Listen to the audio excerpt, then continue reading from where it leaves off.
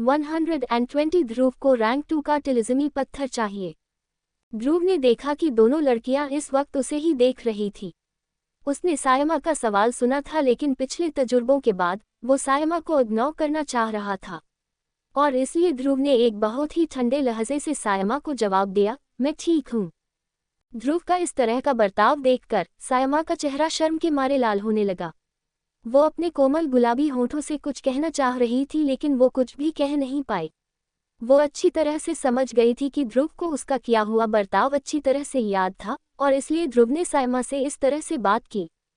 तभी सायमा के बगल में खड़ी माया ने ध्रुव के हाथों से बहते खून को देखते हुए ध्रुव से कहा, तुम्हारे हाथ से तो खून निकल रहा है, क्या हम तुम्हारी मरहम पट्टी कर दें? ये बात सुनकर ध्रुव ने अपनी नज़र उस खूबसूरत लड़की की तरफ घुमाई जो सायमा के बगल में खड़ी हुई थी और हल्की परेशान दिख रही थी। तभी ध्रुव ने माया के सवाल का जवाब देते हुए कहा, उसकी कोई ज़रूरत नहीं होगी, मैं बिल्कुल ठीक हूँ।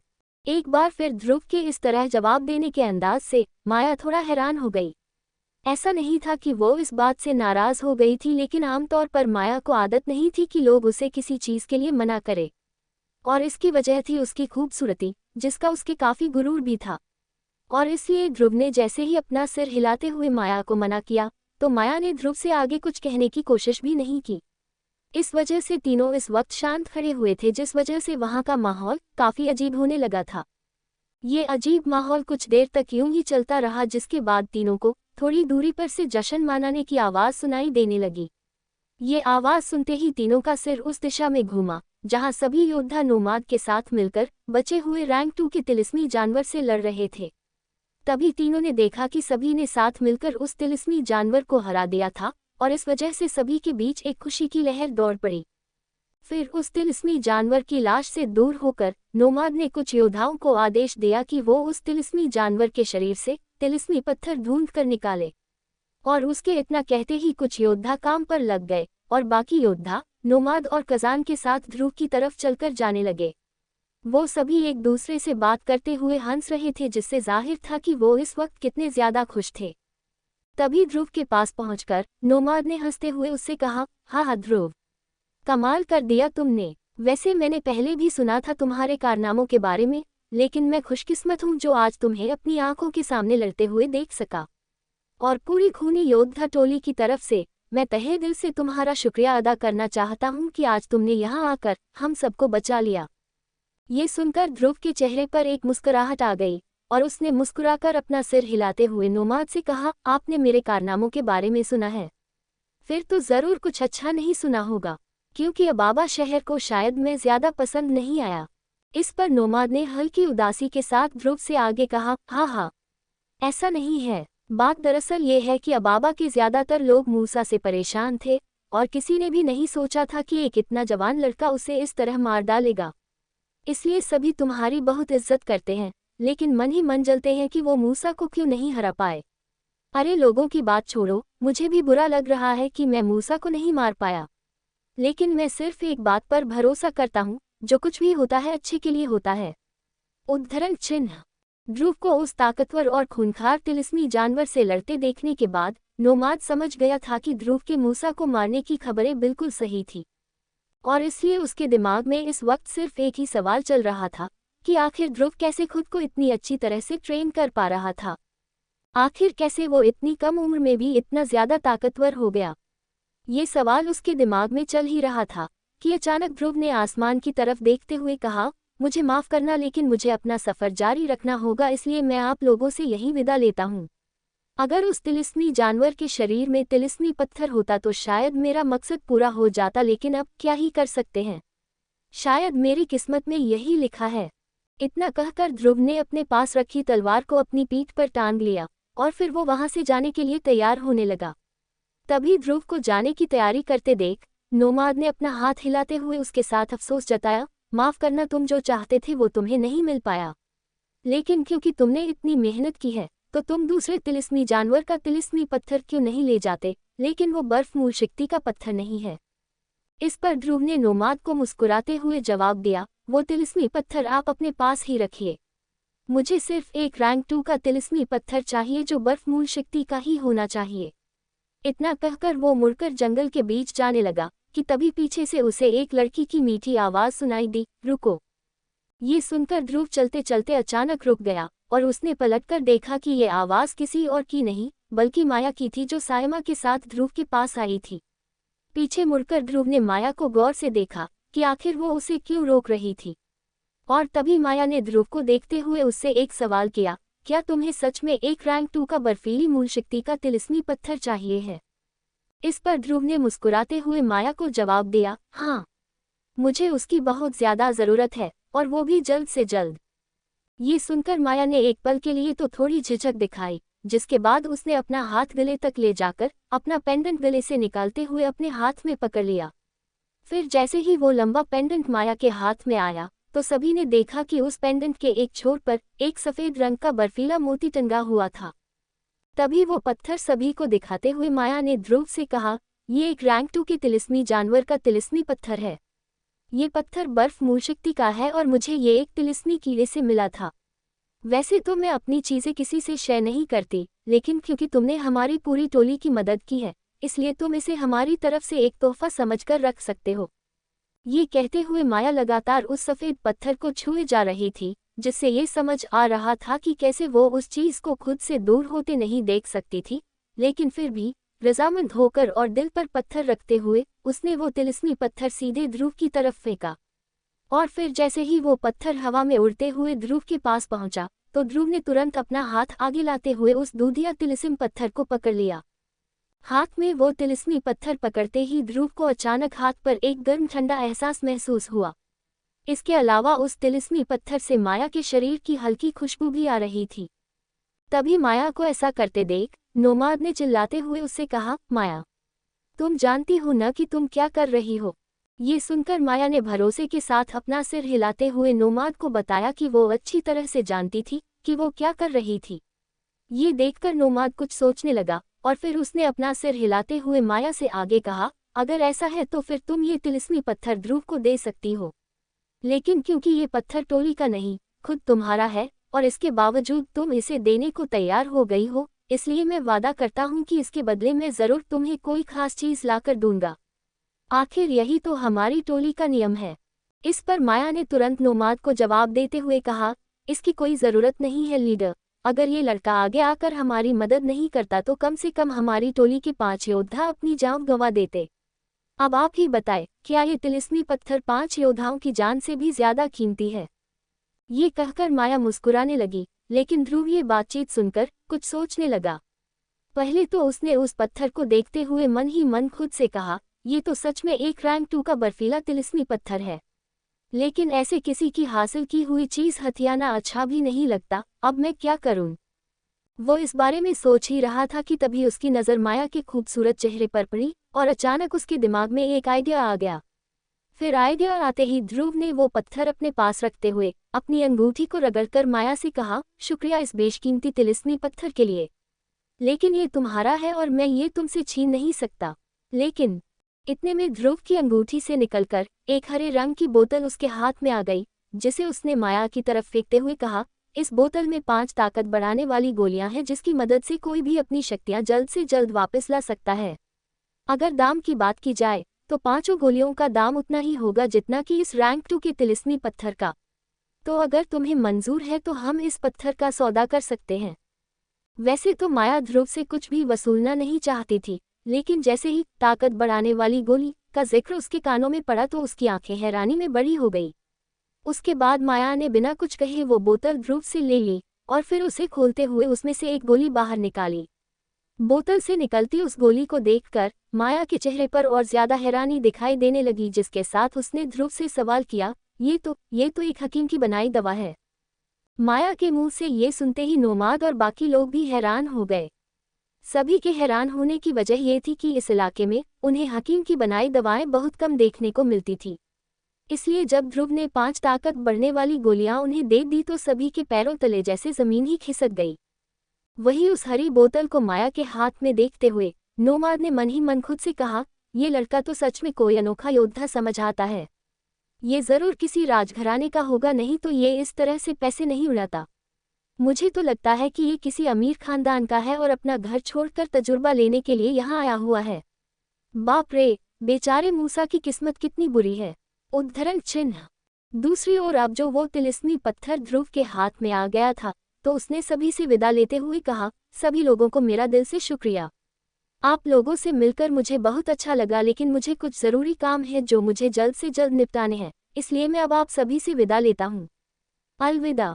इतना कहकर ध्रुव पर्पल रोशनी को विकसित करने के लिए ज़रूरी दवा बनाने के बारे में सोचने लगा। फिर उसने तुरंत पलटकर नोमाद को देखकर उसे नमस्ते किया और फिर उसने जोर से ज़मीन पर अपना पैर पटका, जिसके बाद वो बिजली की रफ्तार से घने जंगल के अंदर घुस गया। फिर एक झटके में वो सभी की नज़रों से ओझल हो गया। ध्रुव को घने जंगल में गायब होते देख नोमाद ने मुस्कुराते हुए माया से कहा, मैं ध्रुव से पूछने वाला था कि क्या वो हमारी खूनी योद्धा टोली का मेंबर बनना चाहेगा, लेकिन उसका किया सौदा देखकर मेरी मुंह खोलने की भी हिम्मत नहीं हुई। इस पर माया ने ध्रुव की दी हरी बोतल अपने पास रखते हुए नोमाद से कहा, चलिए यहाँ से चलते हैं। ऐसी बातें सोचने का अब कोई फायदा नहीं है। मुझे समझा गया है कि वो ज़रूर इस इलाके में ट्रेनिंग करने के लिए आया होगा, तभी वो बाकी दुनिया से इतना दूर होकर अपनी शक्तियों को इस रफ्तार से बढ़ा पा रहा है। रही बात हमारी, तो हम तो सिर्फ टोली के कुछ योद्धा हैं जिनकी रोजी इस जंगल से है। हो सकता है कि वो 20 साल बाद वापस अबाबा आए और जब हमसे मिले तो बताए कि वो महादक्ष या फिर ड्रोन रैंक हासिल कर चुका है। ये लड़का सिर्फ एक आम योद्धा नहीं, बल्कि ये तो कुछ और ही है। माया के मुंह से ध्रुव के लिए निकलती तारीफ को सुनकर नोमाद ने अपना सिर हिलाते हुए उससे कहा, सही कह रही हो तुम, वो हमारे जैसा मामूली योद्धा नहीं है। खैर, जिंदगी तो जिंदगी होती है, इसलिए हम वापस चलते हैं अपनी जिंदगी में। इतना कहकर नोमाद ने सभी योद्धाओं को चलने का इशारा किया और खुद सबसे आगे चलने लगा। फिर पूरी खूनी योद्धा टोली की टुकड़ी वापस अबाबा की ओर हंसते गाते जश्न मनाते चलने लगी। वो जानते थे कि उनके पास ध्रुव जैसी ताकत और शक्तियां नहीं थी, लेकिन जो कुछ भी था उससे वो बहुत खुश थे। वही जंगल की दूसरी ओर ध्रुव तेजी से भाग रहा था और काफी देर तक भागने के बाद उसने अपने पंख बाहर निकालने का फैसला किया, जिससे अचानक से वो हवा में उड़ान भरने लगा और जमीन पर भागने की बंदिशें तोड़कर एक बार फिर नीले आसमान में उड़ते हुए खुली फिजाओं को महसूस करने लगा। फिर हवा में उसके पंख फड़फड़ाते हुए उसे वापस एक झोपड़ी की तरफ ले गए, लेकिन वहां पहुंचने से पहले ध्रुव को उड़ते रहने के लिए 3 ताकत बढ़ाने वाली गोलियां खानी पड़ गई। ध्रुव ने हवा में उड़ते हुए देखा कि वो इलाका कोहरे से ढका हुआ था, इसलिए उसने तेजी से पंख फड़फड़ाते हुए घने कोहरे में से अपना रास्ता बनाना शुरू किया और फिर झोपड़ी के पास पहुंचकर वो धीरे धीरे जमीन पर उतरने की तैयारी करने लगा। उसके बाद ध्रुव जैसे ही जमीन के काफी करीब पहुंच गया तो उसने अपने पंख वापस अंदर लिए, जिसके बाद वो उछलते हुए उस शांत घाटी में उतर गया। जमीन पर पांव रखने के बाद ध्रुव चेहरे पे मुस्कुराहट के साथ चुपचाप झोपड़ी की तरफ जाने लगा, जहां पहुंचते ही उसने देखा कि डॉक्टर परी उसके इंतजार में काफी बेचैन हो रही थी।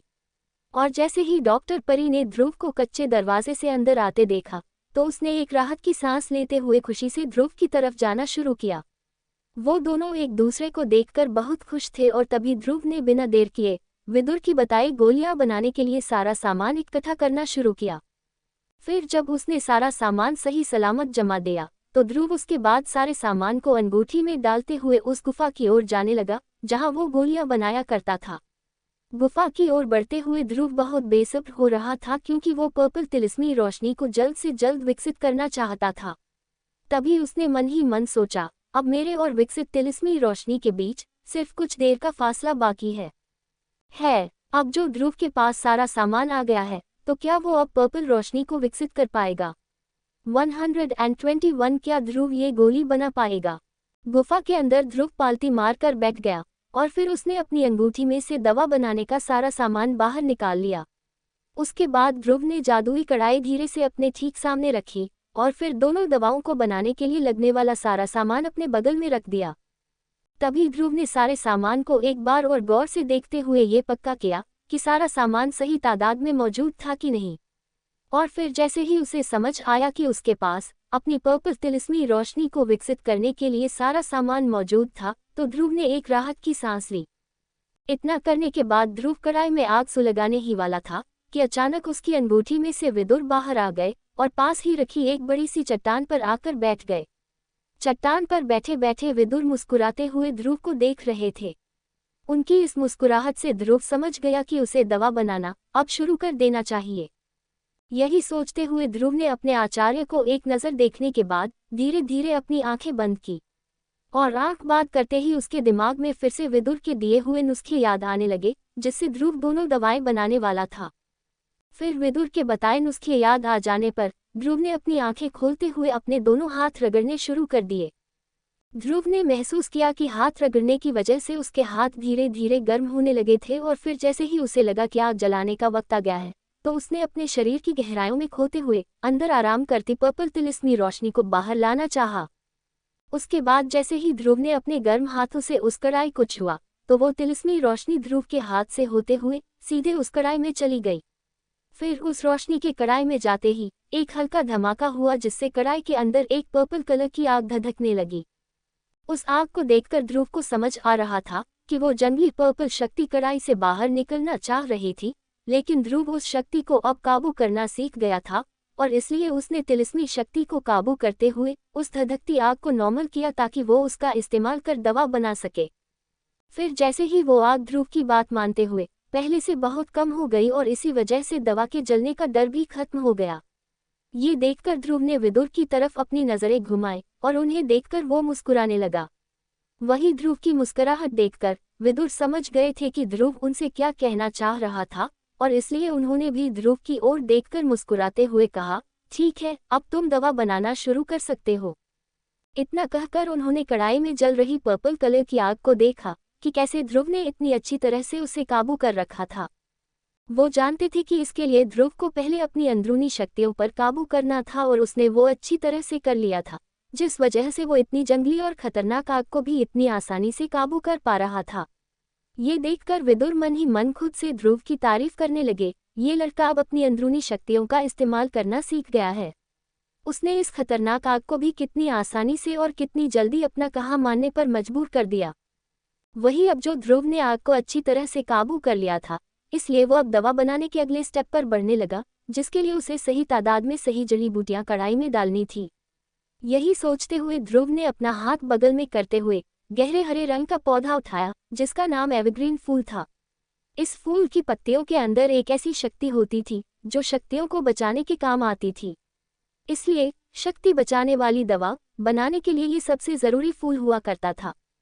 तभी ध्रुव ने उस एवरग्रीन फूल को ध्यान से देखा, और फिर उसे सीधे उस जादुई कड़ाई के अंदर फेंक दिया।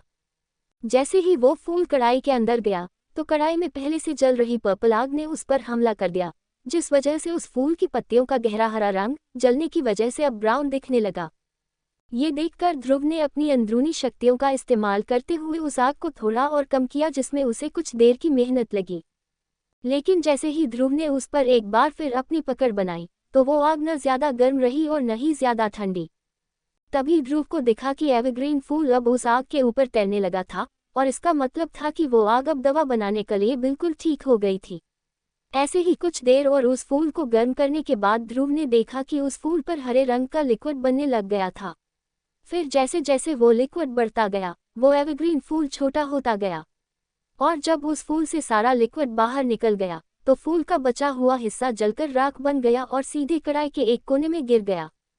ध्रुव को पहली ही बार में कामयाबी हासिल करते देख विदुर उसकी तारीफ करने से खुद को रोक नहीं पाए, और उन्होंने ध्रुव से मुस्कुराते हुए कहा, क्या बात है ध्रुव, तुम्हारी अंदरूनी शक्ति को तो मानना पड़ेगा, बल्कि सच कहूँ तो तुम्हारी अंदरूनी शक्ति कुछ रैंक 2 के हकीमों से भी ज्यादा ताकतवर हो गई है।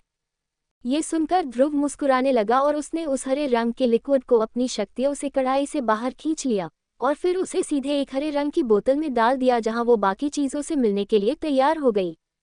इतना करने के बाद ध्रुव ने 3 अलग अलग फूलों से अलग अलग रंग के लिक्विड निकालकर उसे उस हरी बोतल में डाल दिया, और फिर उसने डार्क क्लाउड फल को तिलिस्मी आग में भूंजकर उसमें से एक हल्के हरे रंग का पाउडर बना लिया। इसी तरह दवा बनाने के लिए ध्रुव ने लगभग 12 जादुई फूलों और फलों को जलाकर राख कर दिया, तब जाकर उसके पास दवा का सामान तैयार हुआ। वैसे तो ध्रुव की अंदरूनी शक्ति बहुत ही ताकतवर थी, लेकिन क्योंकि ध्रुव पहली बार ये दवाएं बना रहा था, इसलिए उसे समझ नहीं आ रहा था कि किस फूल या फल को कितने देर तक गर्म करना है और उन्हें गर्म करने की आंच कितनी रखनी है। लेकिन वो जानता था कि अगली बार उसे इतने फल फूल नहीं लगेंगे, और फिलहाल उसने अपनी किस्मत का शुक्रिया अदा किया, क्योंकि जिस जगह पर वो था वहां आसपास जादुई फूलों और फलों की भरमार लगी हुई थी। लेकिन अगर ध्रुव किसी और जगह पर ऐसा करता, तो शायद दवा बनाते बनाते उसका सारा सामान पहले ही खत्म हो जाता। वही विदुर चट्टान पर बैठे बैठे ध्रुव को दवा बनाते देख रहे थे।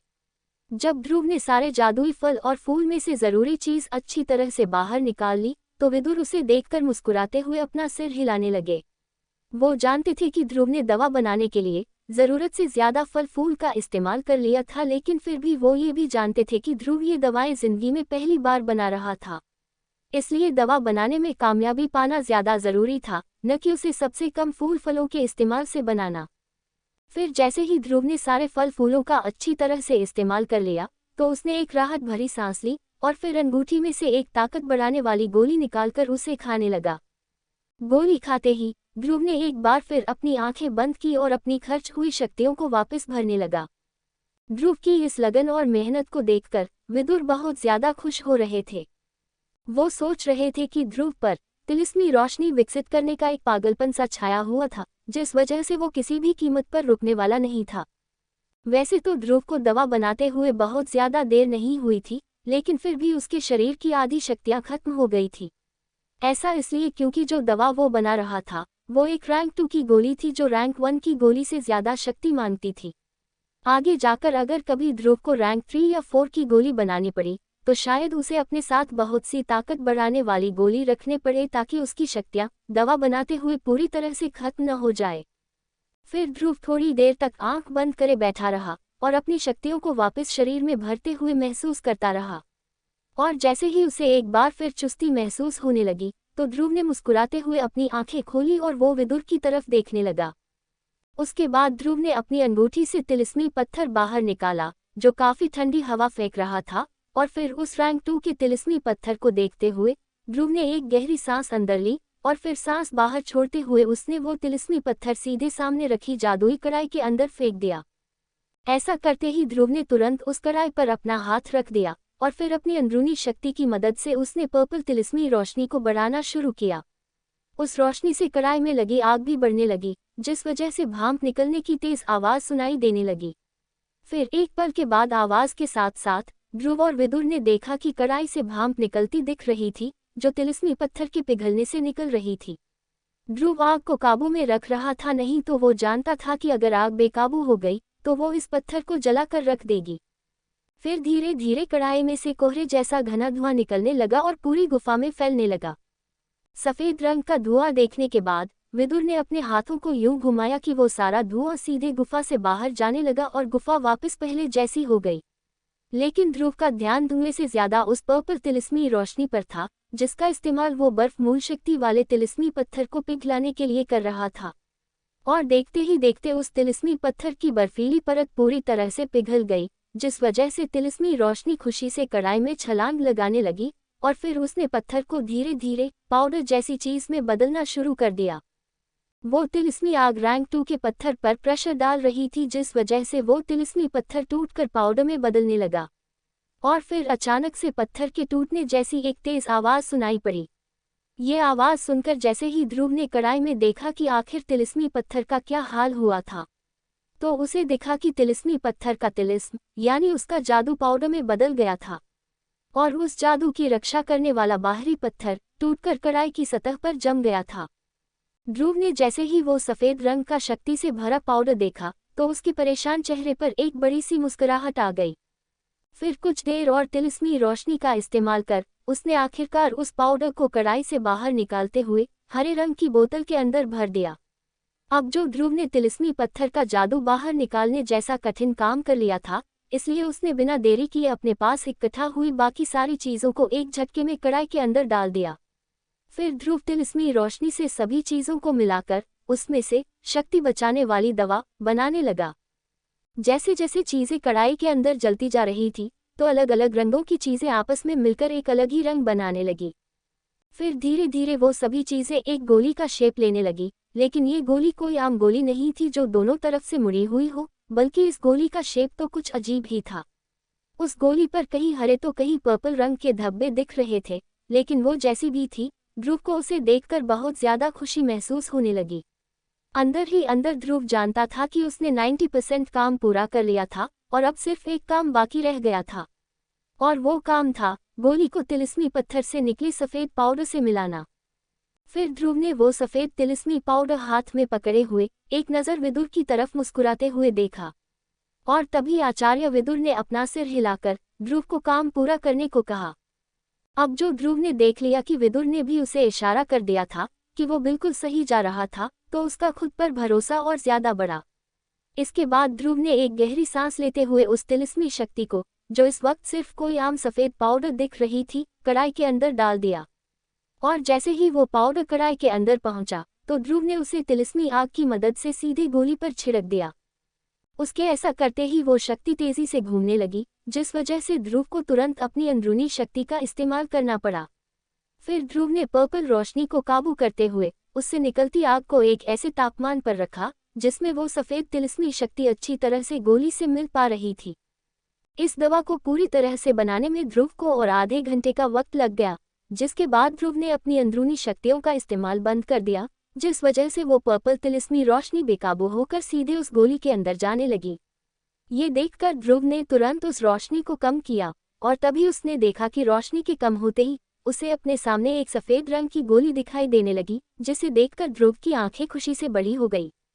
इस सफेद गोली को देखकर ध्रुव के चेहरे पर बड़ी सी मुस्कुराहट दिखाई देने लगी, जिसके बाद उसने उस गोली को तुरंत कढ़ाई से बाहर खींच लिया। उसके बाद ध्रुव ने उस गोली को एक हरे रंग की बोतल के अंदर बंद कर दिया।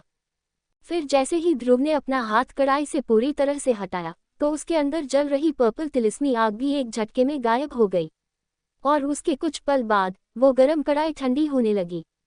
इस दौरान ध्रुव ने अपने हाथ में पकड़ी हरी बोतल को हिलाते हुए उसके अंदर रखी गोली की खुशबू लेने की कोशिश की, जिससे ध्रुव का चेहरा फूला नहीं समा रहा था और उसने इसी खुशी में विदुर से चिल्लाते हुए कहा, यस यस आचार्य, शक्ति बचाने वाली गोली अब हमारी हुई। वही उसे खुशी के मारे उछलते कूदते देख विदुर ने अपना सिर हिलाते हुए ध्रुव की तारीफ में कहा, हाँ वो तो मैं देख ही रहा हूँ।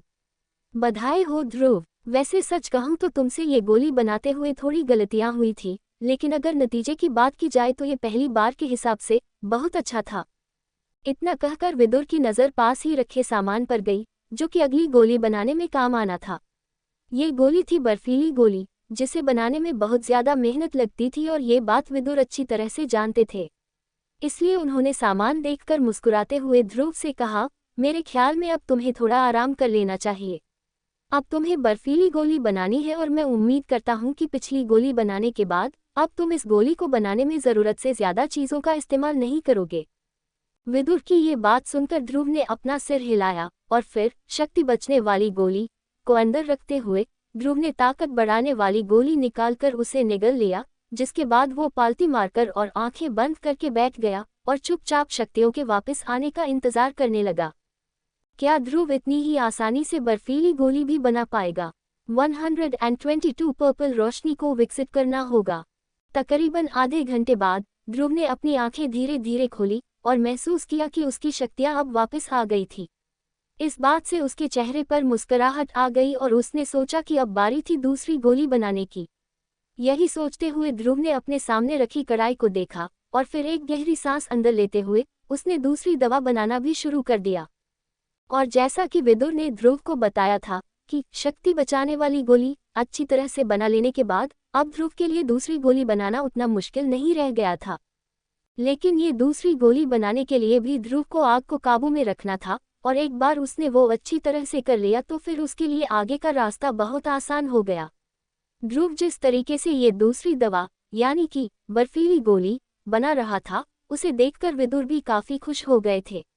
वैसे तो आचार्य ध्रुव को हर बात पर टोकते थे, लेकिन फिलहाल उन्होंने ध्रुव से कुछ नहीं कहा और इसी से ध्रुव अंदाजा लगा पा रहा था कि उसकी परफॉर्मेंस कितनी अच्छी थी। दवा पूरी तरह से बनाने में ध्रुव को लगभग 2 घंटे लगे, जिसके बाद ध्रुव के चेहरे पर उसकी थकान साफ झलकने लगी। लेकिन इस थकान से भी ऊपर एक एहसास था जो उसकी आंखों में समझ आ रहा था, और ये एहसास था दवा अच्छी तरह से बनाने की खुशी का। इस वक्त ध्रुव अपने दोनों हाथों में एक एक हरे रंग की बोतल पकड़ा हुआ था, जिसके अंदर एक सफेद रंग की तो एक हरे रंग की गोली थी, जो बोतल हिलने पर बोतल से टकराकर आवाज कर रही थी। वही ध्रुव के चेहरे की थकान देखकर विदुर ने गुफा के बाहर झांकते हुए मुस्कुराना शुरू कर दिया और खुद से मन ही मन कहा, इस लड़के को दोनों गोलियां बनाने में उतना ही वक्त लगा जितना कि मैंने सोचा था। अगर ध्रुव ने अपनी तिलिस्मी रोशनी दिन में विकसित की होती तो उसे ऐसा करने में बड़ी मुश्किल होती, क्योंकि दिन में पर्पल रोशनी ज़्यादा ताकतवर होती है और इसलिए उसे विकसित करते वक्त काबू करना मुसीबत का काम होता।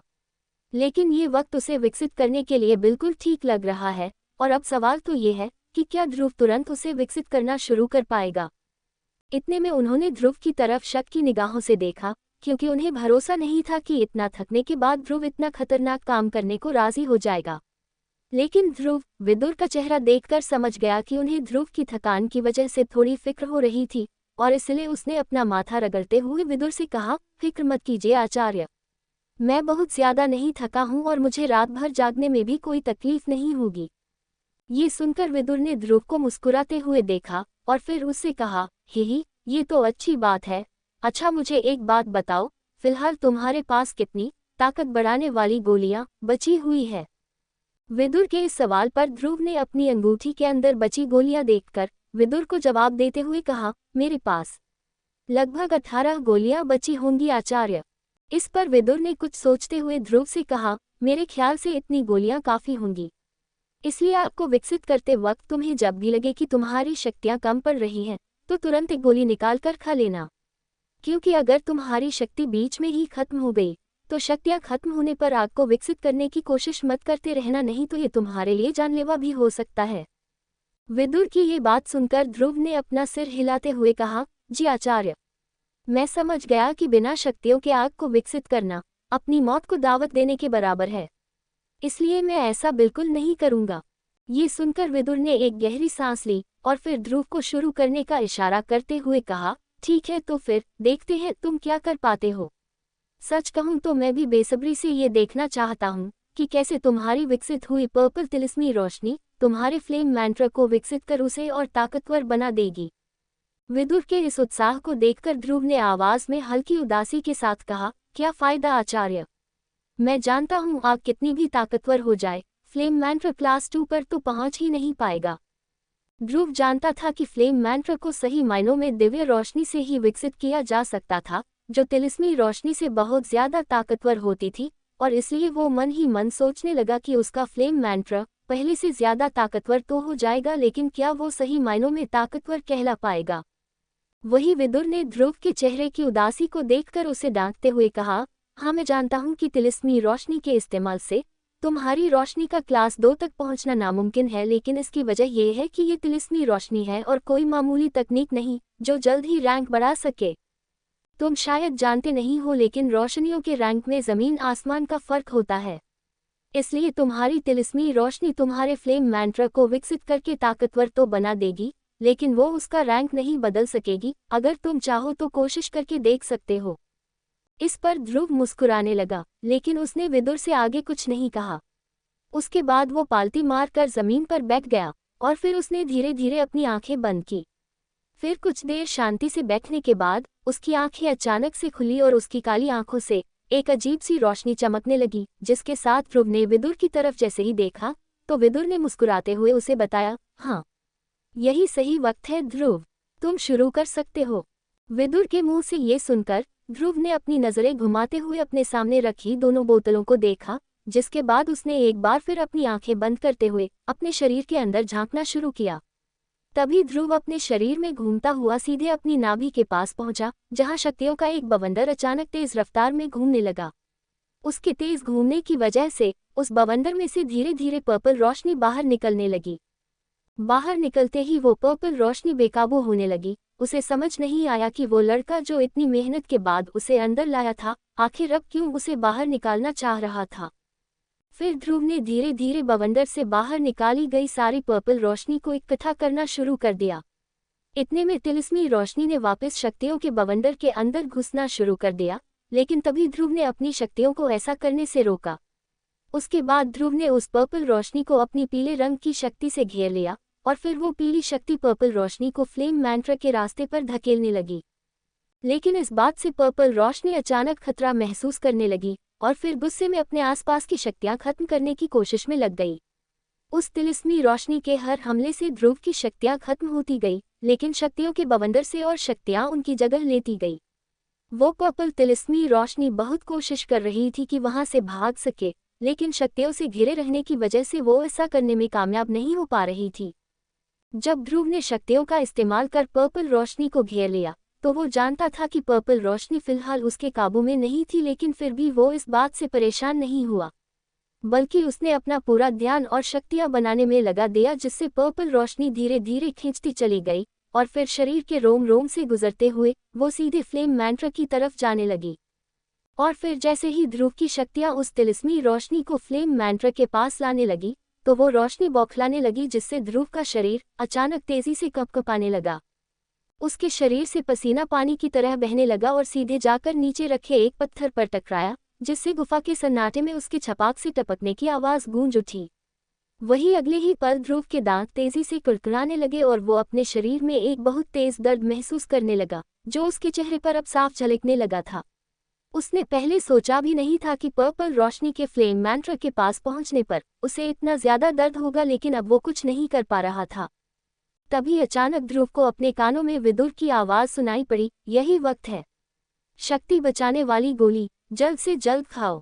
विदुर ने देखा कि ध्रुव किस तरह थरथरा रहा था और इसलिए उन्होंने ध्रुव को गोली खाना याद दिलाया। फिर आचार्य का कहा मानते हुए ध्रुव ने तुरंत अपने हाथों में एक बोतल उठाई, जिसे खोलकर उसने उसमें से एक सफेद रंग की गोली बाहर निकालते हुए सीधे अपने मुंह के अंदर डाल दी। जैसे ही वो शक्ति बचाने वाली गोली ध्रुव के मुंह में घुसी तो वो धीरे धीरे पिघलते हुए ध्रुव के गले से नीचे उतरने लगी। फिर एक बार जो वो गोली ध्रुव के शरीर में चली गई तो ध्रुव ने अपनी अंदरूनी शक्ति का इस्तेमाल करते हुए उसे हर जगह पर फैला दिया, और उसके ऐसा करते ही वो शक्ति ध्रुव के शरीर के हर हिस्से में गोंद की तरह चिपकती गई, जिस वजह से पर्पल रोशनी के हमले का असर धीरे धीरे कम होता गया।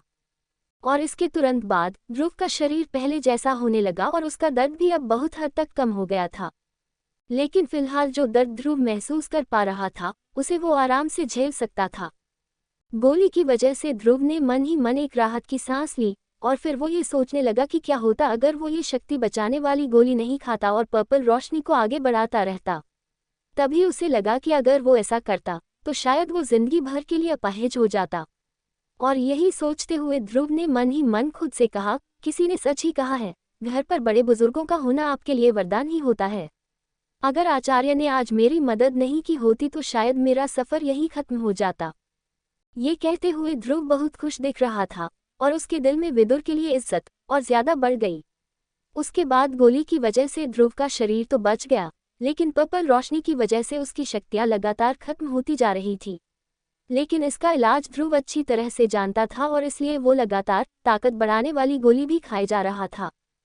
फिर कुछ देर के लिए तो हर चीज वैसी ही काम कर रही थी जैसा ध्रुव ने सोचा था, लेकिन बावजूद इसके ध्रुव अभी भी बहुत ज्यादा सतर्क था, क्योंकि वो जानता था कि एक छोटी सी भूल भी उसे बहुत ज्यादा भारी पड़ सकती थी। उसे याद था कि विदुर ने उसे पहले ही सावधान किया था कि पर्पल रोशनी कभी भी जंगली आग की तरह फैलते हुए एक झटके में सब कुछ खत्म कर सकती है, इसलिए उसे संभालते वक्त बहुत ज्यादा ध्यान देना पड़ता था। यही सोचते हुए ध्रुव उस तिलिस्मी रोशनी को बेकाबू होने का कोई मौका नहीं दे रहा था। और फिर इसी तरह वो धीरे धीरे पर्पल रोशनी को आगे बढ़ाता रहा और कुछ ही देर में वो रोशनी फ्लेम मैंट्रा के बहुत करीब आ गई। लेकिन जैसे जैसे वो रोशनी फ्लेम मैंट्रा के पास आती गई, ध्रुव और ज्यादा सावधान होने लगा, क्योंकि उसे अंदर ही अंदर महसूस हो रहा था कि शायद पर्पल रोशनी अब से किसी भी वक्त अपना ताकतवर हमला कर सकती थी। फिर जैसे ही ध्रुव ने ये डर महसूस किया तो उसे इस बार विदुर की याद दिलाने की जरूरत भी नहीं पड़ी और उसने खुद ब खुद हरे रंग की बोतल में से बर्फीली गोली निकालकर सीधे अपने मुंह के अंदर डाल ली। उसके बाद जैसे ही वो बर्फीली गोली ध्रुव के मुंह से नीचे उतरने लगी तो ध्रुव को अपने गले से उतरता हुआ एक ठंडा एहसास महसूस हुआ, जिससे उसका दिमाग तक ठंडा गया था। फिर एक पल बाद उसका शरीर इतना ठंडा होने लगा कि वो लगभग कँपकँपाने लग गया। इस एहसास से ध्रुव की धड़कनें तेज हो गई, लेकिन वो जानता था कि उस गोली से वो अच्छी तरह से अपने दिमाग को पर्पल रोशनी के हमले से बचा सकता था। इसलिए ध्रुव ने तुरंत अपनी शक्तियों का इस्तेमाल करते हुए पर्पल रोशनी को तेजी से फ्लेम मैंट्रा तक पहुंचाना शुरू किया। फिर जैसे जैसे वो रोशनी आगे बढ़ती गई, ध्रुव ने देखा कि वो अब उसकी पीले रंग की शक्तियों से मिलने लगी थी। लेकिन वो गलत था। सच बात तो ये थी कि ध्रुव की पीले रंग की शक्ति फ्लेम मैंट्रा के इलाके में घुसते ही पर्पल तिलिस्मी रोशनी पर हावी होने लगी थी और उसे अपने अंदर समाने लगी थी। ये देखकर ध्रुव बहुत हैरान हुआ, लेकिन साथ ही साथ बहुत खुश भी।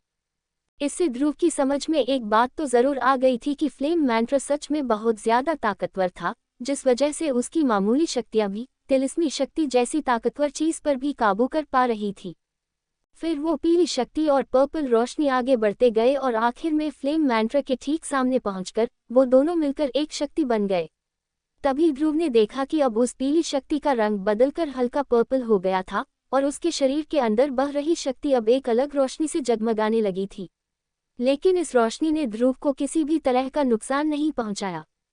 वही ध्रुव ने जैसे ही शक्ति का रंग बदलते हुए देखा तो उसका दिल खुशी से झूम उठा और उसने और ज्यादा शक्तियां बवंडर से निकालते हुए उस नई पीली पर्पल शक्ति की तरफ भेजनी शुरू की, जिससे उसकी रफ्तार और ज्यादा तेज हो गई।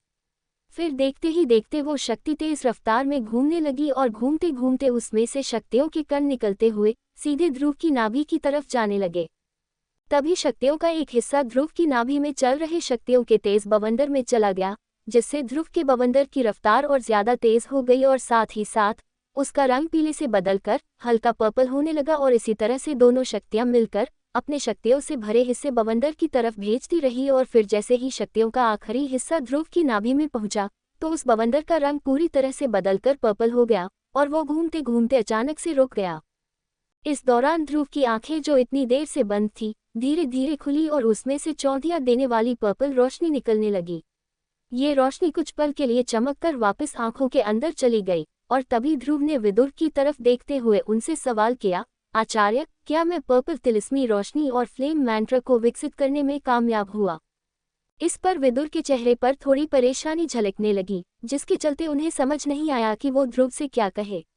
वही विदुर की ये हालत देखकर ध्रुव समझ गया कि जरूर कुछ गड़बड़ थी, जिस वजह से विदुर इस तरह से पेश आ रहे थे। इसलिए उसने चेहरे पर हल्की परेशानी के साथ विदुर को देखते हुए पूछा, आचार्य, सब ठीक तो है न? कहीं मैंने कोई गड़बड़ तो नहीं की? ये सुनकर विदुर ने तुरंत ध्रुव को जवाब देते हुए कहा, गड़बड़? अरे ध्रुव, तुमने बहुत बड़ी गड़बड़ कर दी है। तुम जानते भी हो तुमने क्या किया है। आखिर वो कौन सी गड़बड़ थी जो ध्रुव ने रोशनी विकसित करते वक्त की? 123 आचार्य, ये मुझे क्या हो रहा है? विदुर की बात सुनकर ध्रुव घबराने लगा और उसने अपना सिर हिलाते हुए विदुर को बताया कि उसे कुछ समझ नहीं आ रहा था। तभी विदुर के परेशान चेहरे पर अचानक एक मुस्कुराहट दिखाई देने लगी, जिसके साथ उन्होंने हंसते हुए ध्रुव से कहा, हाँ हाँ हाँ, मैं तो मजाक कर रहा था ध्रुव। तुम्हें अपनी शक्ल देखनी चाहिए थी जब मैंने कहा कि तुमने गड़बड़ कर दी। वैसे तुम्हारे सवाल का जवाब है हाँ, तुमने कर दिखाया। तुमने फ्लेम मैंट्रा की ताकत बढ़ाते हुए अपनी पर्पल रोशनी को विकसित कर दिया है और ये तुम्हारे लिए गड़बड़ हो या न हो, लेकिन तुम्हारे दुश्मनों के लिए तो ये जरूर बहुत बड़ी मुश्किल है। विदुर की ये बात सुनते ही ध्रुव की जान में जान आई और उसने भी मुस्कुराते हुए अपना सिर हिलाया। उसे फिलहाल अपने अंदर एक अलग ताकत महसूस हो रही थी जो पहले के मुकाबले बहुत ज्यादा थी। उस ताकत को महसूस कर ध्रुव अचानक जोर से हंसने लगा और कामयाबी हासिल करने की खुशी मनाने लगा। विदुर भी उसे खुशी मनाते हुए देख ही रहे थे कि अचानक उन्होंने देखा कि ध्रुव को कुछ होने लगा था।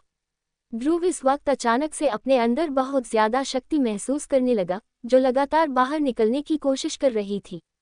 लेकिन तभी उसने ध्यान से महसूस किया कि ये अंदर की शक्ति नहीं थी जो बाहर आना चाह रही थी, बल्कि ये तो बाहर की शक्तियां थी जो अंदर जा रही थी।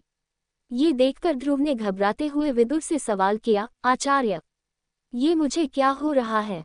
मैं शक्ति को काबू नहीं कर पा रहा हूँ। ये सुनते ही विदुर भी अचानक घबरा गए और वो फिर हड़बड़ाते हुए ध्रुव के पास आए और फिर उसके सामने खड़े होकर विदुर ने ध्रुव की नाभि पर हाथ रखते हुए उस बेकाबू शक्ति का पता लगाना चाहा। तभी विदुर को ध्रुव की नाभि में ऐसा कुछ महसूस हुआ जिसकी वजह से उनके चेहरे पर से परेशानी पूरी तरह से गायब हो गई और उन्होंने मुस्कुराते हुए ध्रुव से कहा, किसी ने कहा है ना कि ऊपर वाला जब भी देता है तो छप्पर फाड़ कर देता है, उसके बाद तो खुशियों की लड़ लग जाती है। बधाई हो ध्रुव, तुम अगला रैंक हासिल करने के बिल्कुल नजदीक पहुंच गए हो। विदुर की ये बात सुनते ही ध्रुव ने हैरानी में हड़बड़ाते हुए विदुर से पूछा, अगला रैंक मतलब? दक्ष आचार्य, क्या सच में मैं उसके करीब पहुंच गया हूँ? ध्रुव को विदुर की बात पर भरोसा नहीं हो रहा था और इसलिए वो विदुर के मुंह से ये बात साफ साफ सुनना चाह रहा था। तभी विदुर ने अपना सिर हिलाते हुए उससे आगे कहा, हाँ ध्रुव, तुम अब एकलव्य से दक्ष बनने वाले हो। अब तुम्हें दक्ष बनने की पूरी तैयारी कर लेनी चाहिए, क्योंकि अगर गलती से भी तुमने ये मौका गंवा दिया तो न जाने तुम्हें ऐसे अगले मौके के लिए कितना लंबा इंतजार करना पड़े। उद्धरण चिन्ह। विदुर की ये बात सुनते हुए ध्रुव की आंखों में खुशी के मारे आंसू निकलने वाले थे, लेकिन ध्रुव उस पर काबू पाते हुए एक बार फिर पालती मार कर बैठ गया और फिर उसने आंखें बंद करते हुए अपने दोनों हाथों को जोड़कर अपनी शक्तियों को ट्रेन करना शुरू कर दिया। फिर ध्रुव अपने दिमाग की शक्ति से अपने शरीर के अंदर पहुंचा और उसने देखा कि अब वहां शक्तियों का सैलाब उफन रहा था। वो शक्तियां पागलों की तरह इधर उधर भाग रही थी और आखिर में ध्रुव जैसे ही शक्तियों के बवंडर के पास पहुंचा तो उसने देखा कि शक्तियों का वो सैलाब सीधे उस बवंडर की तरफ ही आ रहा था, जिसे देखकर ध्रुव थोड़ा घबराने लगा। ध्रुव शक्तियों को देखकर इसलिए घबरा रहा था क्योंकि अगर सारी शक्तियां एक जगह इकट्ठा हो गई तो शायद बवंडर टूटकर बिखरने लगे। इसलिए ध्रुव शक्तियों के बवंडर के सामने खड़ा होकर अपनी ओर आती शक्तियों की बाढ़ को अंदरूनी शक्ति की मदद से अपने शरीर के हर हिस्से में बराबर बांटने लगा। तभी उसने देखा कि उसकी ओर आती शक्तियों में कुछ गंदगी थी, जिस वजह से उसे सबसे पहले उस शक्ति को साफ करना होगा, क्योंकि अगर ध्रुव ऐसा नहीं करता है तो ये गंदगी भरी शक्ति सीधे जाकर उस शक्ति से मिल जाएगी जिसे ध्रुव ने इतनी मेहनत से ट्रेन किया था। ध्रुव अपनी पूरी कोशिश लगा रहा था उस शक्ति को साफ करने में, लेकिन शक्तियां जिस रफ्तार से उसकी ओर आ रही थी उससे संभाल पाना ध्रुव के बस के बाहर होने लगा। उसके बाद ध्रुव ने उस शक्ति के एक हिस्से को काबू करते हुए बाकी शक्ति को अपने शरीर में बना किसी रोकटोक के बहने दिया, क्योंकि ध्रुव जानता था कि जो दवा उसने खाई थी उसका असर काफी देर तक रहने वाला था। इसलिए बेकाबू होकर बहने के बाद भी वो शक्तियां ध्रुव की शक्तियों को किसी तरह की चोट नहीं पहुंचा पाए और ध्रुव को सिर्फ थोड़ी चुभन देकर वो उसके शरीर के हर हिस्से में बिखरने लगी। वहीं दूसरी ओर ध्रुव उस शक्ति के जिस हिस्से को काबू कर रहा था वो उसके काबू में आने के बाद सीधे शक्तियों के उस बवंडर की ओर बढ़ने लगी जो ध्रुव की नाभि में घूम रहा था।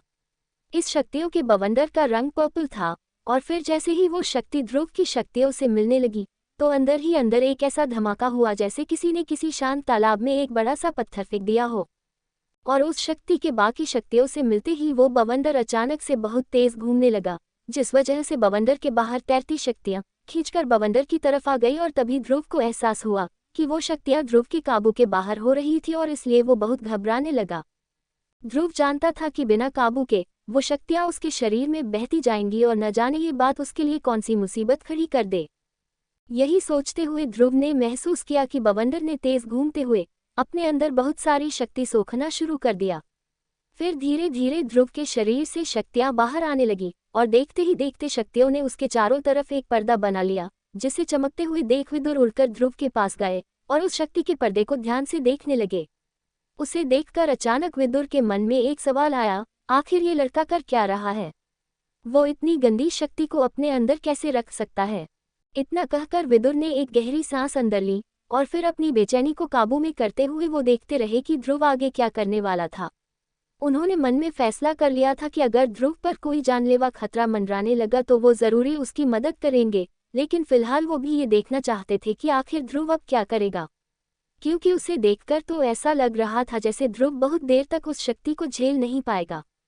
वहीं दूसरी ओर ध्रुव भी मन ही मन थोड़ा घबराने लगा था, क्योंकि उसे अब महसूस हुआ था कि शक्तियों के बेकाबू होकर बहने से अब उसे अपने शरीर में थोड़ा ज्यादा दर्द हो रहा था। इस दर्द की वजह थी कि शक्तियां जहां जहां भर सकती थी वहां अब तक चली गई थी, लेकिन शक्तियों के लगातार आने से ध्रुव का रोम रोम अब सूजने लगा था। और तभी उसे समझ आया कि अगर वो इसी तरह से शक्तियों को बहने देता रहा तो शायद शक्तियां के ओवरडोज से उसका शरीर फूलकर फटने लग जाएगा, और ये ध्रुव की जान के लिए बिल्कुल अच्छा नहीं होता।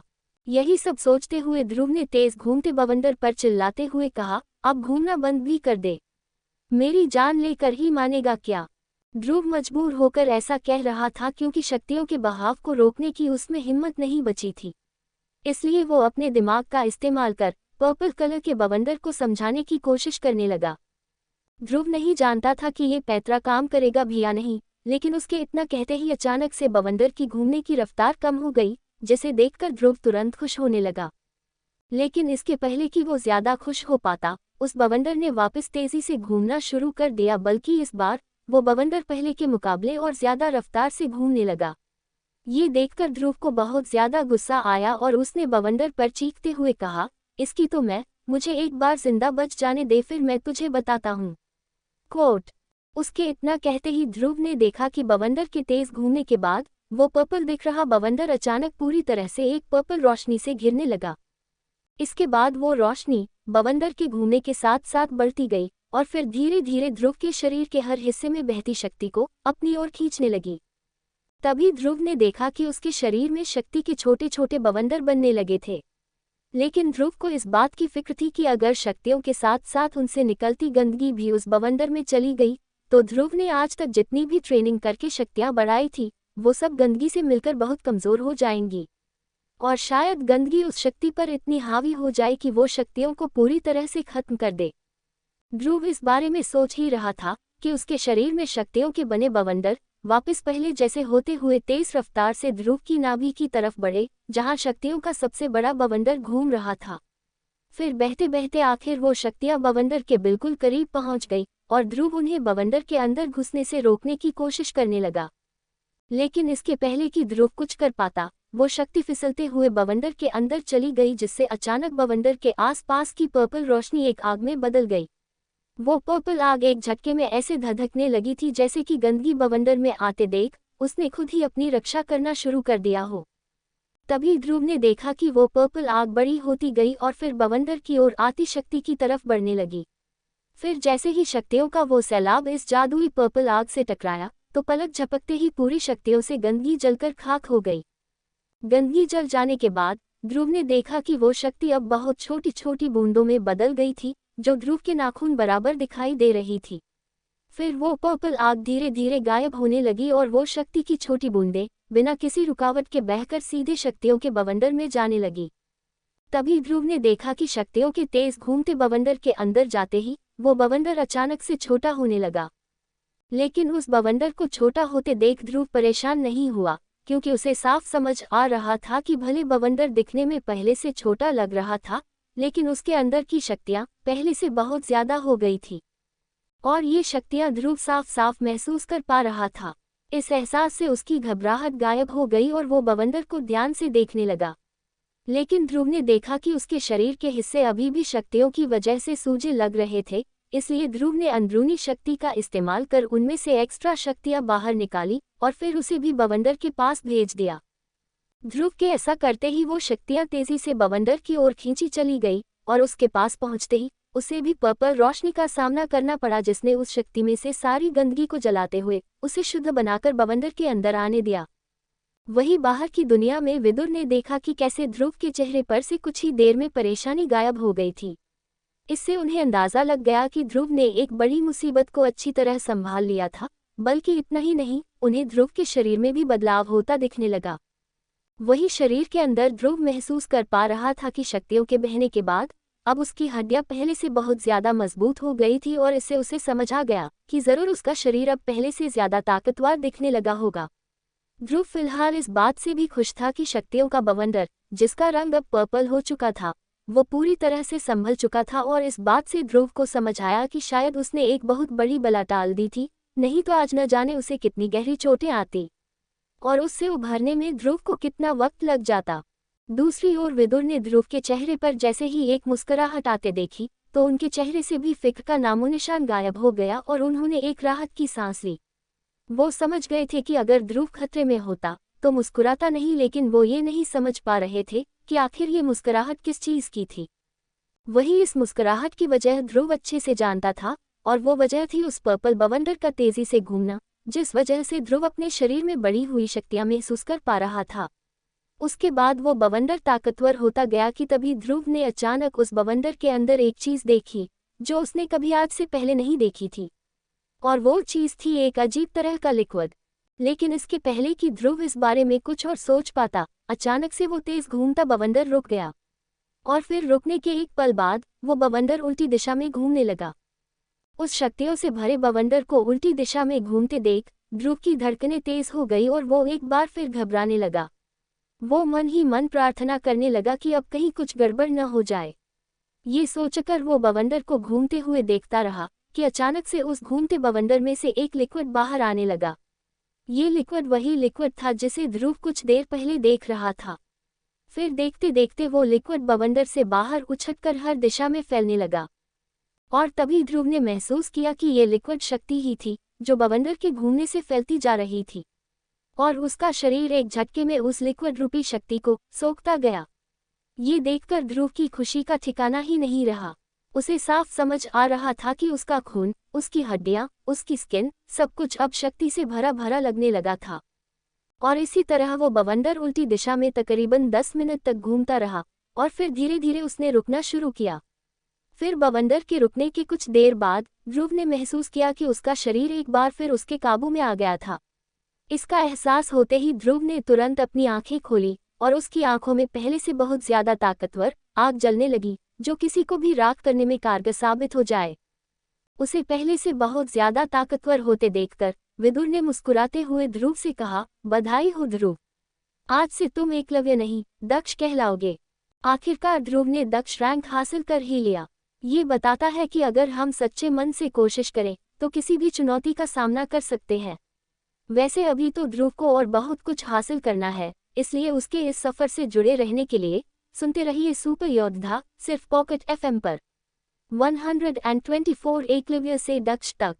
ध्रुव ने जैसे ही आंखें खोली तो उसने देखा कि उसका शरीर लगातार ताकतवर होता जा रहा था, और फिर जब वो रुका तो ध्रुव ने उठकर मुस्कुराते हुए विदुर की तरफ देखा।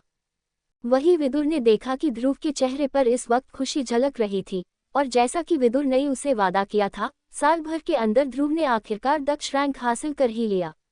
लेकिन इसमें सिर्फ विदुर का ही हाथ नहीं था, बल्कि ध्रुव ने ये मुकाम हासिल करने के लिए कितना दर्द झेला, उसे कितनी मेहनत करनी पड़ी, खून पसीना एक करना पड़ा, और अब जाकर उसे समझ आया कि इस मेहनत के नतीजा का स्वाद कैसा लगता था। दक्ष रैंक हासिल करने का मतलब था कि ध्रुव उस रैंक से ऊपर आ गया था जिसमें मार्कस के ज्यादातर लोग हुआ करते थे। वैसे देखा जाए तो दक्ष रैंक मार्कस की सबसे शक्तिशाली रैंक्स में तो नहीं आती थी, लेकिन वो एकलव्य रैंक से बहुत ज्यादा ताकतवर थी। और सबसे बड़ी बात तो ये थी कि ध्रुव ने ये रैंक तब हासिल की जब वो पूरे 20 साल का भी नहीं हुआ था। इसका मतलब उसके पास रैंक्स की सीढ़ी चढ़ते रहने के लिए और खुद को और ज्यादा ताकतवर बनाने के लिए अभी और बहुत वक्त बाकी था। तभी ध्रुव ने अपनी मुट्ठी बंद करते हुए एक ऐसी शक्ति को अपने अंदर बहते हुए महसूस किया जो उसे पहले कभी महसूस नहीं हुई थी। उसका रोम रोम शक्तियों से भर गया था, और अब जाकर ध्रुव को एक एकलव्य की ताकत और एक दक्ष की ताकत के बीच का फासला समझ आने लगा। फिर अपनी शक्ति को गौर से देखते हुए ध्रुव ने अचानक अपना हाथ ऊपर उठाया तो उसे अपने हाथ में एक पर्पल कलर की शक्ति दिखाई दी, और फिर एक पल के बाद वो शक्ति इकट्ठा होती गई और धीरे धीरे ध्रुव के शरीर के बाहर दिखाई देने लगी। उसके बाद वो शक्ति ध्रुव के कपड़ों के ऊपर एक कवच की तरह फैलती गई, जिसे देखकर ध्रुव को मूसा के कवच की याद आ गई। शक्तियों का ये जादुई कवच एक दक्ष रैंक वाले की निशानी होता था। मूसा से लड़ते वक्त ध्रुव ने देखा था कि वो कवच मूसा के लिए कितना फायदेमंद साबित हुआ था, और भले ध्रुव अपनी शक्तियों से पहले भी एक कवच बना सकता था, लेकिन वो कवच इतना मजबूत नहीं होता और उसे बनाने में ध्रुव की बहुत सी शक्तियां इस्तेमाल हो चुकी होती। इसके अलावा आम शक्ति कवच उसे पहनने वाले की रफ्तार और उसकी हमला करने की ताकत पर कोई असर नहीं करते थे। दूसरी ओर दक्ष बनने के बाद जो शक्ति कवच शरीर पर चढ़ता था वो हर तरह से इसे पहनने वाले योद्धा की ताकत बढ़ा देता था, और इस चीज से सभी निचले रैंक वाले लोग काफी नाराज होते थे। फिर ध्रुव ने बड़े ध्यान से अपने शरीर पर चढ़े पर्पल शक्ति कवच को देखा, और उसे देखकर ध्रुव का चेहरा खुशी से भर गया और उसने अपनी शक्ति आजमाने के लिए हवा में ही 2-4 मौके जड़ दिए। वही विदुर ध्रुव को अपनी शक्तियां परखते देख मुस्कुराने लगे और उन्होंने ध्रुव के रुकने का इंतजार किया। फिर जैसे ही ध्रुव ने अपनी खुशी पर काबू पाते हुए विदुर की तरफ देखा तो विदुर ने उससे कहा, अपनी शक्तियों की अच्छे से खुशी मना ली हो तो अब जरा अपने फ्लेम मैंट्रा को तो देखो कि वो विकसित हुआ भी या नहीं, और अगर हुआ है तो फिर किस लेवल पर है, मिडिल या फिर हाई लेवल पर। विदुर के इस सवाल ने ध्रुव को सोचने पर मजबूर कर दिया, और उसने हवा में मुंह की जरना बंद करते हुए धीरे धीरे अपनी आंखें बंद करना शुरू किया। फिर आंखें बंद करते ही ध्रुव अपने शरीर के अंदर झांकने लगा। उसके बाद ध्रुव अपने दिमाग से होते हुए शरीर की गहराइयों में घुसता चला गया और आखिरकार आकर अपनी नाभि के पास रुका जहां उसकी शक्तियों का बवंडर बना हुआ था। इस पर ध्रुव अपने सामने उस शक्तियों के बवंडर को देखने लगा जो थोड़े वक्त पहले पीले रंग का हुआ करता था लेकिन अब बदलकर पर्पल हो चुका था, और उसके अंदर पर्पल कलर की कुछ 10 बूंदें बवंडर के साथ साथ घूमते हुए ऐसी दिख रही थी जैसे किसी तालाब में मछलियां तैरती हुई दिखाई पड़ती हैं। उसके बाद ध्रुव उस बवंडर के अंदर जाने लगा और थोड़ा अंदर जाकर उसे दिखा कि वो छोटी छोटी बूंदें एक अलग तरह की शक्ति अपने साथ ले जा रही थी। उस शक्ति को देखकर ध्रुव बहुत ज्यादा खुश हो गया। वो जानता था कि एकलव्य की शक्तियों का बवंडर किसी फुग्गे की तरह था और उसके अंदर की शक्तियां फुग्गे में भरी हवा की तरह। ये फुग्गा इस तरह से था कि जैसे किसी फुग्गे में एक हद तक ही हवा भरी जा सकती थी, क्योंकि उसके बाद हवा भरने से फुग्गा फूटने का डर रहता, जिससे ध्रुव के शरीर में एक तेज धमाका हो जाता। यही वजह थी कि एकलव्य रैंक वाले चाहकर भी ज्यादा शक्तियां अपने अंदर नहीं ले सकते थे। लेकिन जब कोई एकलव्य से दक्ष रैंक तक पहुंच जाता था तो उस रैंक का सबसे बड़ा फायदा था ये शक्तियों का बवंडर, जो एक इलास्टिक की तरह खींच सकता था और इसलिए इसमें बहुत सारी शक्तियां स्टोर की जा सकती थी। और इसलिए एक दक्ष रैंक का योद्धा किसी भी एकलव्य से बहुत ज्यादा ताकतवर हो जाया करता था। फिर धीरे धीरे ध्रुव उस बवंडर में से बाहर आने लगा और फिर बाहर से उस बवंडर को घूमते हुए देखता गया। तभी उसने देखा कि बवंडर में से पर्पल कलर की शक्तियां अचानक बाहर निकलकर सीधे फ्लेम मैंट्रा के पास जाने लगी। और तभी ध्रुव ने देखा कि उस पर्पल शक्ति के साथ पीले रंग की शक्तियां भी फ्लेम मैंट्रा की तरफ बढ़ने लगी और फिर दोनों रास्ते में मिलकर एक शक्ति बन गए। और इसी तरह से बवंडर से निकलती शक्तियां इस शक्ति से मिलती गई और ये शक्ति और ज्यादा ताकतवर होती गई। तभी अचानक ध्रुव ने महसूस किया कि वो शक्ति बिजली की रफ्तार से फ्लेम मैंट्रा को छूकर वापस बवंडर के अंदर आ गई, जिससे ध्रुव को एक तेज तर्रार झटका लगा और उसका पूरा शरीर हिल गया। फिर ध्रुव ने तुरंत हाँफते हुए अपनी आंखें खोली और फिर पलटकर विदुर की तरफ देखा, जिनके चेहरे पर ये जानने की इच्छा साफ झलक रही थी कि फ्लेम मैंट्रा किस लेवल का हो गया था।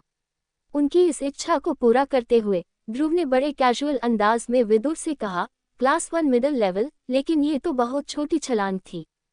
ध्रुव के चेहरे पर फिलहाल एक उदासी थी, क्योंकि उसे लगा था कि फ्लेम मैंट्रा शायद और ज्यादा ताकतवर हो गया होगा, लेकिन विदुर जानते थे कि उसके बढ़ने की असली रफ्तार क्या थी और इसलिए उन्होंने हंसते हुए ध्रुव से कहा, क्लास 1 मिडिल लेवल। मुझे लगा ही था। ध्रुव के जवाब से विदुर को बिल्कुल हैरानी नहीं हुई, बल्कि उन्हें तो ध्रुव की शक्ल देखकर हंसी आ रही थी। और तभी उन्होंने हंसते हुए ध्रुव से आगे कहा, अगर तुम इससे ऊंची छलांग चाहते हो तो वो तुम्हें दिव्य रोशनी से ही मिल पाएगी। वैसे मैंने तो तुम्हें पहले ही बता दिया था कि ताकत के मामले में ये तिलिस्मी रोशनी दिव्य रोशनी से बहुत दूर है और इसलिए तुम्हें इससे ज्यादा फायदा नहीं होगा। वैसे तुम्हें तो खुश होना चाहिए कि कम से कम इस रोशनी ने तुम्हारी शक्तियां बढ़ाई हैं, नहीं तो जरा सोचकर देखो, अगर ऐसा करने से तुम्हारी शक्तियां घट जाती तब तुम क्या करते। और रही बात फ्लेम मैंट्रा की ताकत की, तो मिडिल लेवल की रोशनी आम शक्ति के हाई लेवल जितनी तो है ही, इसलिए अब तुम रोना बंद करो। विदुर की बात सुनकर ध्रुव ने चेहरे पर से उदासी गायब करते हुए उसे एक मुस्कुराहट में बदल दिया। वैसे ध्रुव मन ही मन जानता था कि उसका फ्लेम मैंट्रा क्लास 2 तक नहीं बढ़ सकता था, लेकिन फिर भी उसने उम्मीद लगाई थी, क्योंकि उसने पहले भी चमत्कार होते देखे थे और इसलिए वो उम्मीद की ताकत को झुठला नहीं सकता था। लेकिन तभी उसके दिमाग में एक ख्याल आया कि अगर पर्पल तिलिस्मी रोशनी, जो दिव्य रोशनी से बहुत कमजोर थी, ध्रुव को इतना ज्यादा दर्द दे सकती थी, तो फिर कोई दिव्य रोशनी उसका क्या हाल करेगी। और हो सकता है कि उसे काबू करने के चक्कर में कहीं ध्रुव ही उसके काबू में न हो जाए। ध्रुव को वैसे तो दिव्य रोशनी की ताकत का अंदाजा भी नहीं था, लेकिन विदुर की सफेद रंग की रोशनी देखने के बाद वो समझ गया था कि दिव्य रोशनी को काबू करने के लिए फिलहाल उसे और बहुत सारा वक्त लगेगा। लेकिन फिर ध्रुव ने ज्यादा सोचना बंद करते हुए अपनी बढ़ी हुई ताकत पर वापस ध्यान दिया, क्योंकि वो जानता था कि अभी उसके पास और बहुत वक्त था और उसे विदुर की बात भी अच्छी तरह से याद थी कि सफलता का कोई शॉर्टकट नहीं होता। फिर भी ध्रुव अंदर ही अंदर इंतजार करता रहा उस दिन का जब वो एक असली दिव्य रोशनी को हासिल करके अपने फ्लेम मैंट्रा को क्लास 3 का बना सकेगा। उसके चेहरे का भरोसा और खुशी देखकर विदुर ने भी मुस्कुराते हुए उससे कहा, अब जो तुमने दक्ष रैंक हासिल कर ही लिया है, इसलिए मैं तुम्हें बताना चाहता हूँ कि तिलिस्मी जानवरों के मुख्य इलाके में हमारी ट्रेनिंग बहुत जल्द ही खत्म होने वाली है और उसके बाद हम ट्रेनिंग के अगले पड़ाव के लिए आगे बढ़ेंगे। इस पर ध्रुव ने खुशी के मारे जवाब देते हुए विदुर से कहा, आचार्य अगर ऐसा है तो जल्द से जल्द यहाँ से चलते हैं। सच कहूँ तो मैं ये पहाड़, ये हरियाली और खतरनाक जानवर देख देख कर पक गया हूँ। ये सुनकर विदुर जोर जोर से हंसने लगे और हंसते हुए उन्होंने ध्रुव से कहा, हाँ, तुम इतने में ही थक गए। जरा सोचो, जो लोग अपनी जिंदगी घर से बाहर गुजारते हैं वो कैसे वक्त काटते होंगे। खैर, हम आज नहीं बल्कि कल यहाँ से निकलेंगे और मैं तुम्हें याद दिलाना चाहूँगा कि यहाँ बिताए वक्त को अगर जोड़ कर देखा जाए तो 3 साल पूरे होने में सिर्फ 8 महीने बाकी रह गए हैं, जिसके बाद हमें अंबर पर्वत पर जाकर तुम्हारे चैलेंज को पूरा करना होगा। उद्धरण चिन्ह। ये सुनते ही अचानक ध्रुव को लारा की याद आ गई और उसकी खुशी धीरे धीरे कम होने लगी। फिर ध्रुव ने उदास नजरों से गुफा के बाहर देखते हुए कहा, पता नहीं अब तक लारा कितनी ताकतवर हो गई होगी, और अगर कहीं वो मुझसे ज्यादा ताकतवर हो गई तो। इतने में विदुर ने उसकी बात बीच में ही काटते हुए कहा, इस बारे में सोचने का कोई फायदा नहीं है, इसलिए तुम अपने आप को थोड़ा आराम दो। मैं जानता हूं कि 8 महीनों में मैं तुम्हें महादक्ष तो नहीं बना सकता, लेकिन दक्ष रैंक के कुछ सितारे जरूर हासिल करा सकता हूं, इसलिए तुम बेफिक्र रहो। इतना कहकर विदुर ने देखा कि ध्रुव ने अपना सिर हिलाते हुए उसकी बात समझी थी, लेकिन फिर भी उसके चेहरे पर से उदासी गायब नहीं हुई थी, इसलिए विदुर ने मुस्कुराते हुए उससे आगे कहा, और चलो अगर मान भी ले कि किसी रहस्यमयी वजह से लारा तुमसे ज्यादा ताकतवर हो भी गई, तो भी मुझे पूरा भरोसा है कि तुम उसे हरा दोगे। इस बड़े से ओहान साम्राज्य में बहुत कम ऐसे लोग हैं जिन पर मुझे इतना भरोसा है। ये सुनकर ध्रुव के चेहरे पर मुस्कुराहट वापस आ गई और उसने विदुर की तरफ देखते हुए कहा, अब आप इतना कह रहे हैं तो मैं मान ही लेता हूँ, और वैसे भी मुझे आप पर पूरा भरोसा है कि आप मुझसे जो भी करवाएंगे सही करवाएंगे। इस पर विदुर ने ध्रुव पर अपना रौब झाड़ते हुए उससे आगे कहा, अच्छा अब मेरी बात ध्यान से सुनो। कल हम इस तिलिस्मी जंगल से बाहर निकल जाएंगे और हमारी ट्रेनिंग का अगला पड़ाव टाइगर डेजर्ट होगा, जो ओहान साम्राज्य के बॉर्डर पर पड़ता है। लेकिन वहां जाने के पहले मैं तुम्हें सावधान कर देना चाहता हूं कि वहां की ट्रेनिंग इस जगह के मुकाबले बहुत ज्यादा कठिन और इससे कई ज्यादा खतरनाक होगी, इसलिए मैं चाहता कि तुम अभी से इस चीज के लिए खुद को तैयार कर लो। लेकिन टाइगर डेजर्ट का नाम सुनकर ध्रुव को तो कुछ और ही याद आ गया और उसने मुस्कुराते हुए विदुर से कहा, टाइगर डेजर्ट, मेरे दोनों भाई भी वही कहीं होने चाहिए, इसलिए अगर मुझे मौका और वक्त दोनों मिले तो मैं उनसे मिलने जरूर जाऊंगा। इतना कहकर उसने विदुर के चेहरे पर हल्का गुस्सा आते देखा और बात संभालते हुए बड़बड़ाना शुरू कर दिया, रही बात ट्रेनिंग की तो आप जितना चाहे उसे कठिन कर दीजिए और चाहे तो खतरनाक भी। जब तक मेरी सांसें चलती रहेंगी मैं ट्रेनिंग का मैदान छोड़कर नहीं भागूंगा। ध्रुव की इस बात पर विदुर ने पहले तो उसे आंखें बड़ी कर घूर कर देखा और फिर चेहरे पर मुस्कुराहट लाते हुए उससे कहा, हाँ, मैं तुम्हारे मुंह से यही सुनना चाह रहा था। मैं उम्मीद करता हूँ कि तुम अपनी बात से मुकर न जाओ। वैसे मुझे उसकी फिक्र नहीं है, क्योंकि अगर तुम मैदान छोड़कर भागने भी लगे तो भी मैं पूरा मैदान उठाकर तुम्हारे पास ले आऊंगा, और तुम जानते हो मैं ऐसा बिल्कुल कर सकता हूँ। हाँ हाँ हाँ। विदुर की ये बात सुनकर ध्रुव को समझ नहीं आया कि वो खुश हो या फिर गम मनाए, इसलिए वो चुपचाप विदुर को देखते हुए इस बात का पता लगाने की कोशिश करता रहा कि विदुर के इरादे कहीं उसकी जान लेने के तो नहीं थे। वही ध्रुव को अपनी ओर देखते हुए विदुर ने बात बदलने की कोशिश में हड़बड़ाते हुए कहा, अच्छा ठीक है, अब तुम जाकर आराम करो, कल सुबह हम यहाँ से निकल जाएंगे, इसलिए अपने शरीर को थोड़ा आराम दो। उसके बाद विदुर वापस अंगूठी में जाने लगे, लेकिन तभी उन्हें अचानक से कुछ याद आया और वो अंगूठी के ठीक सामने रुककर ध्रुव से कहने लगे, एक राज की बात बताऊं, बहुत सालों पहले जब मैं टाइगर डेजर्ट गया था, क्योंकि मुझे पता चला था कि वहाँ एक खास किस्म की दिव्य रोशनी छुपी हुई है, लेकिन बदकिस्मती से बहुत ढूंढने के बाद भी मुझे वो दिव्य रोशनी नहीं मिली और मैं खाली हाथ ही वापस लौट आया। अब देखना यह है कि क्या तुम इतने किस्मत वाले हो कि तुम। इतना कहकर विदुर अचानक रुक गए और जोर जोर से हंसने लगे और फिर वो ध्रुव की तरफ बिना देखे सीधे अंगूठी के अंदर चले गए। आचार्य विदुर के अंगूठी में जाते ही ध्रुव ने भरोसे के साथ फुसफुसाते हुए खुद से कहा, दिव्य रोशनी, उसे तो मैं हासिल करके रहूंगा। इतना कहकर ध्रुव पलटकर उस गुफा से बाहर जाने लगा। इतनी देर की मेहनत की वजह से उसे बहुत जोरों की भूख लगी थी, लेकिन सबसे ज्यादा भूख अगर उसे किसी चीज की थी तो वो थी ताकतवर और खतरनाक दिव्य रोशनी की। तो लो भाई, खत्म हुई ध्रुव की तिलिस्मी इलाके की रोमांचक और खतरनाक ट्रेनिंग, और अब बारी है ट्रेनिंग के अगले पड़ाव यानी टाइगर डेजर्ट की। क्या ध्रुव वहां की ट्रेनिंग में भी अपने झंडे गाड़ पाएगा, और ट्रेनिंग के साथ साथ न जाने उसे कितने खतरों का सामना करना पड़े। उसके इस सफर में जुड़े रहने के लिए सुनते रहिए सुपर योद्धा सिर्फ पॉकेट FM पर।